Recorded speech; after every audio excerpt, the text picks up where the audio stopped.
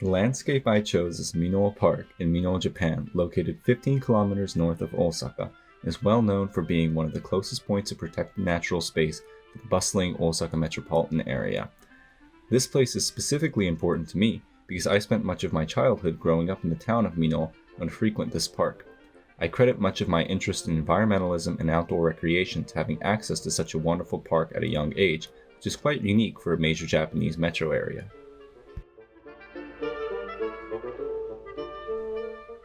The park is officially known as Meiji no Mori Minoh Kokutei Kouen or Meiji no Mori Minoh Quasi-National Park, but I'll just be referring to it as Minoh Park. It's designated as a quasi-national park, which is a classification of protected parks in Japan that is managed at a prefecture level as opposed to the national government. The park is easily accessible from a 20-minute train trip on the Hankyu line, which connects it to Osaka proper. Its primary attraction is the 33-meter-tall Minoh waterfall, which sits at the end of a 3-kilometer hiking trail that winds through a picturesque wooded valley with temples, shrines, and shops dotting the way. Its proximity to Japan's second largest city gives its relative fame and importance, but also causes much of the environmental concerns. Efficient public transit makes getting to the park more accessible and less impactful than in a car-based society, but being one of the closest points of nature to a major metropolis makes this an inherently highly disturbed environment. It's far from a pristine, preserved slice of nature, as seen in the litter, erosion, and behavior of the large monkey population that resides there. The Japanese macaques that call this park home are a major draw, but also have lost any fear of people and can be dependent on food given by tourists. This messes up the natural behavior of the species and can cause danger for visitors as well.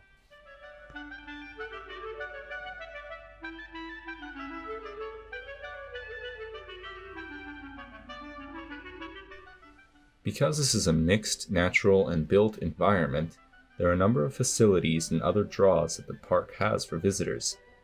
These include an insect museum, street food, and the notable Ryuanji Buddhist temple, which is important to the Shugendo mountain sect of Buddhism. The Insect Museum showcases the local insect species diversity and information on the local ecology at large. The park is also the westernmost point of the Tokai Nature Trail, which is a long-distance walking trail that cuts across southern Honshu from Tokyo to Osaka. The park is well known for its autumn foliage and canopy, which coincide with the local seasonal snack called momiji tempura, which are maple leaves deep fried in batter. These are sold at food stands along the road. I remember loving them when I was younger.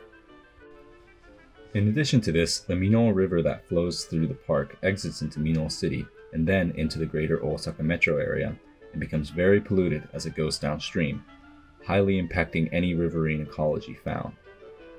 Flooding is also increasing all across Japan due to climate change bringing more extreme weather events to the Kansai region. Major flooding events have occurred in 2018, 2020, and 2021 across southwestern Japan, and heavy rains can flood steep mountain valleys which give way to lowland cities across the country, and this pattern holds true for the Minoh area as well.